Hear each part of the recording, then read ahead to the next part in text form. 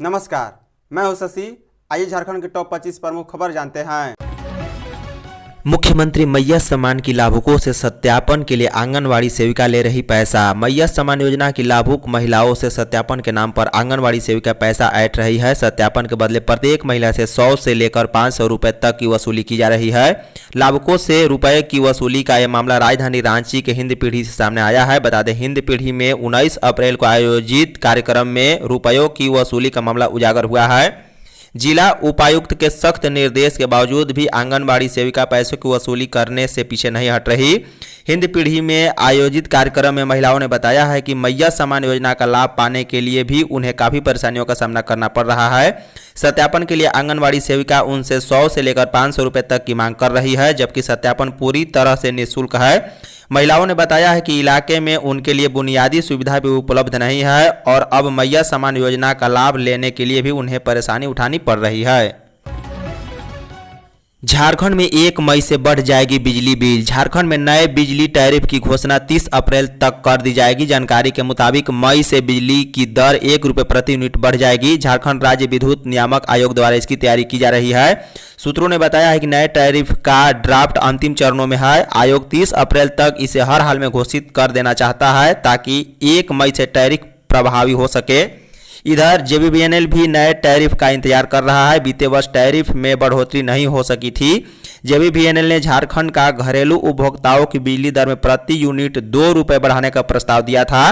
वर्तमान में शहरी क्षेत्र के घरेलू उपभोक्ताओं की बिजली दर 6 रुपया 65 पैसा प्रति यूनिट है, जिसे 8 रुपया 65 पैसा प्रति यूनिट करने का प्रस्ताव दिया गया है। वहीं फिक्स्ड चार्ज भी 100 रुपये प्रति माह से बढ़ाकर 200 रुपये प्रति माह करने का प्रस्ताव दिया गया था। जेबीवीएनएल का टैरिफ प्रस्ताव पर आयोग द्वारा जनसुनवाई की प्रक्रिया मार्च माह ही पूरी कर ली गई है। पलामू के मेदिनीनगर थाना परिसर में भीषण आग। पलामू जिले के मेदिनीनगर शहर थाना परिसर में रविवार की दोपहर अचानक आग लग गई है। देखते ही देखते आग ने भयावह रूप ले लिया। थाना परिसर में हनुमान मंदिर के पास रखी गाड़ियां आग की चपेट में आने से खाक हो गई।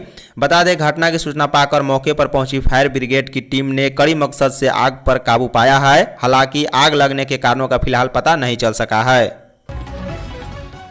देवघर के 35 गांवों के लोग रह जाएंगे प्यासे। झारखंड के देवघर जिले में जल जीवन मिशन के तहत करोड़ों की लागत से बनाई जा रही चांदडीह ग्रामीण जल आपूर्ति योजना की हालत चिंताजनक बनी हुई है। योजना का उद्देश्य अजय नदी से पानी लिफ्ट कर 3 पंचायत चांदडीह, गौरीपुर और सातर के 35 गांव में स्वच्छ पेयजल पहुंचाना था।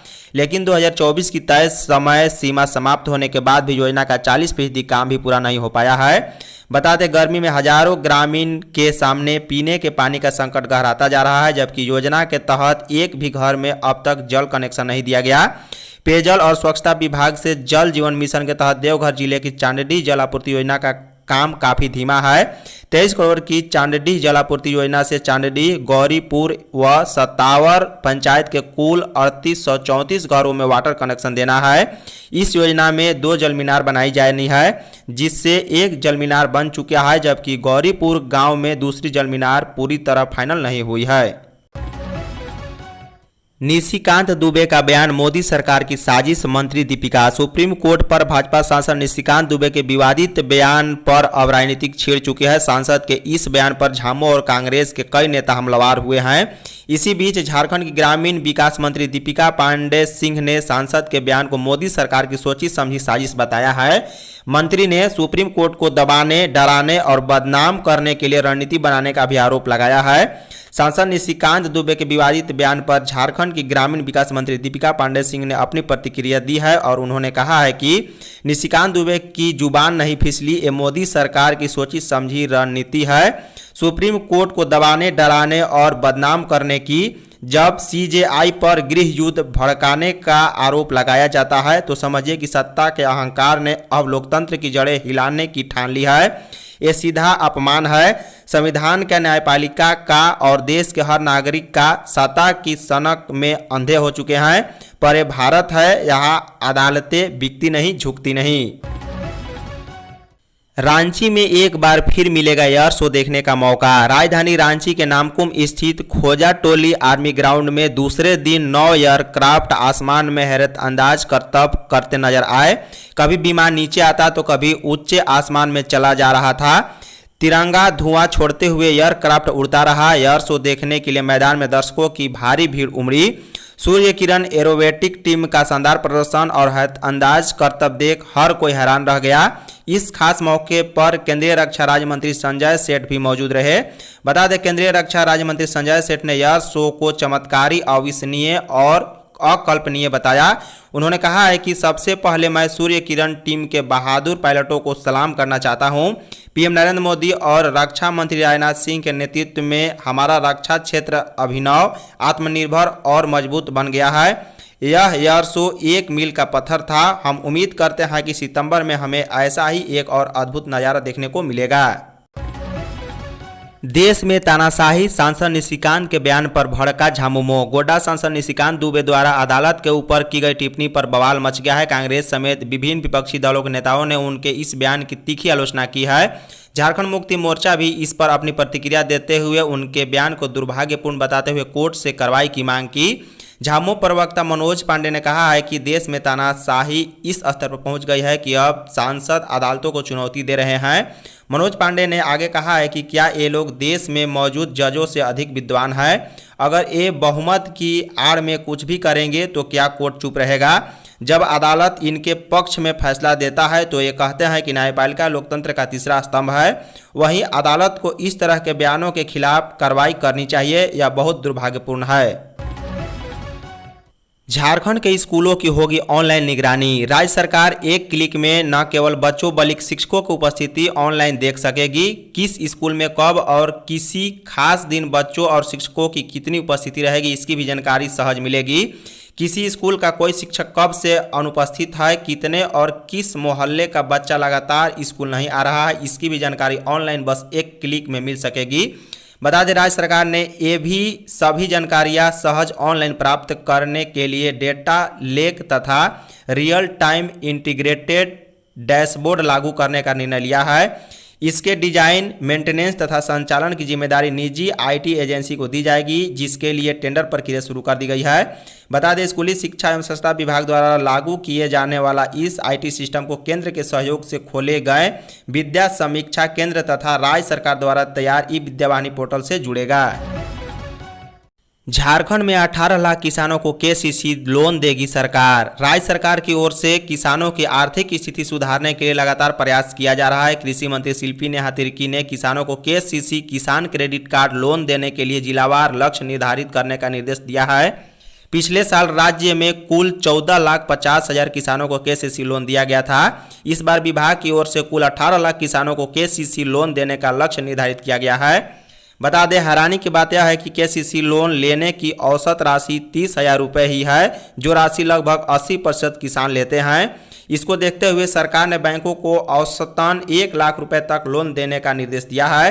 विभाग लोन लेने वाले किसानों को प्रोत्साहित करने के लिए ब्याज मुक्त करने की भी योजना चला रही है।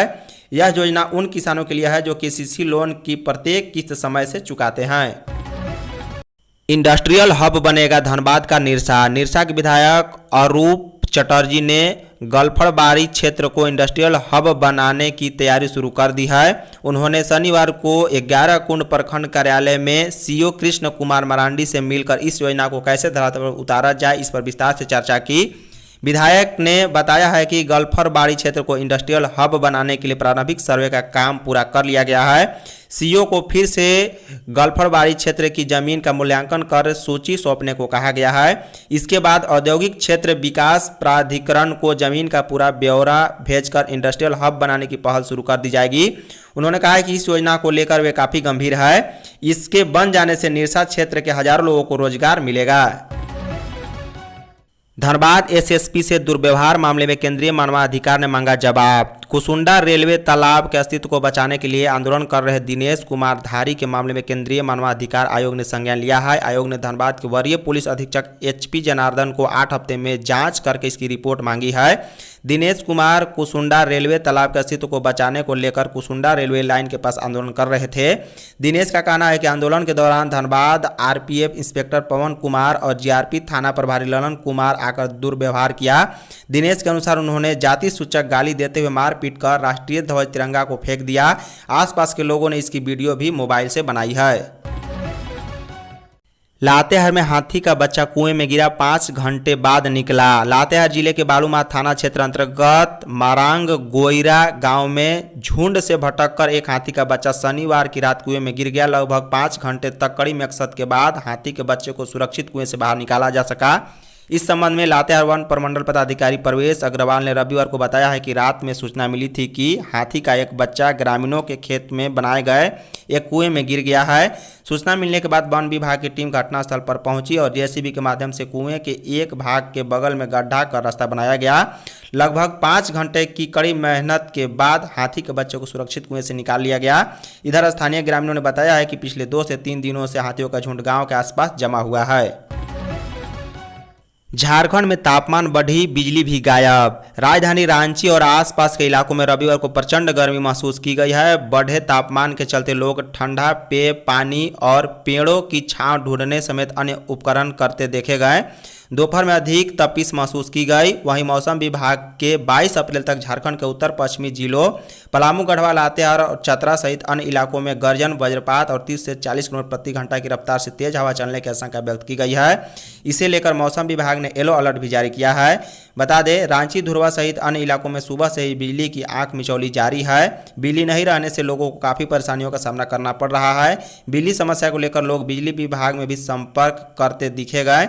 हालांकि दोपहर के बाद बिजली की आपूर्ति सामान्य हो गई है।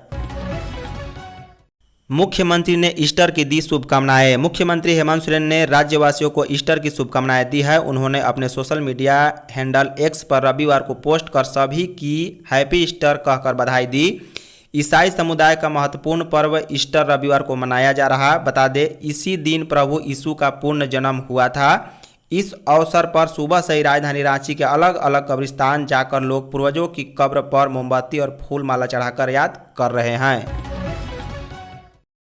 आज 200 स्वास्थ्य कर्मियों के बीच नियुक्ति पत्र का वितरण। स्वास्थ्य विभाग में जिला स्तर पर 200 से अधिक पदों पर चयनित कर्मियों के बीच सोमवार को नियुक्ति पत्र का वितरण किया जाएगा। नियुक्ति पत्र राज्य के स्वास्थ्य मंत्री डॉक्टर इरफान अंसारी वितरित करेंगे। बता दें, कार्यक्रम टाउन हॉल में पूर्वाह्न 11 बजे से होगा। सभी पद संविदा आधारित है।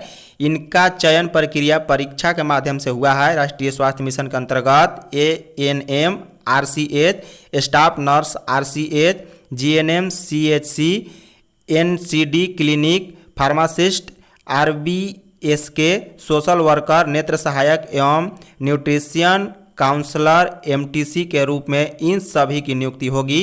सिविल सर्जन डॉक्टर साहिर पाल ने बताया कि कार्यक्रम को लेकर सभी तैयारियां पूरी कर ली गई है। गढ़वा में भाजपा का आक्रोश मार्च आज। भाजपा का आक्रोश मार्च सोमवार को निकाला जाएगा। कार्यक्रम का आयोजन चिनिया मोड़ से लेकर समाहरणालय तक किया जाएगा। भाजपा जिला अध्यक्ष ठाकुर प्रसाद महतो ने बताया है कि झामो सरकार के मंत्री हफीजुल अंसारी ने संविधान से पहले शरीयत को मानने की बात कही है। उससे देश के संविधान का भारी अपमान हुआ है। उन्होंने कहा है कि जिसे डॉक्टर अंबेडकर द्वारा निर्मित भारत का संविधान स्वीकार नहीं, उसके लिए भारत में कोई स्थान नहीं है। हेमंत सरकार के मंत्री हफीजुल के बयान से करोड़ों लोग आहत हुए हैं। उन्होंने कहा है कि मंत्री के बयान के खिलाफ आक्रोश मार्च आयोजित है। संविधान बचाओ अभियान के बहाने कांग्रेस ने निशिकांत पर साधा निशाना। झारखंड प्रदेश कांग्रेस ने संविधान बचाओ अभियान के बहाने भारतीय जनता पार्टी भाजपा के वरिष्ठ नेता और गोड्डा के सांसद डॉक्टर निशिकांत दुबे पर जमकर निशाना साधा। 40 दिवसीय संविधान बचाओ अभियान समेत अन्य मुद्दों के बारे में जानकारी देने के लिए बुलाई गई प्रेस कॉन्फ्रेंस में कार्यक्रम से ज्यादा डॉक्टर दुबे पर निशाना साधा गया।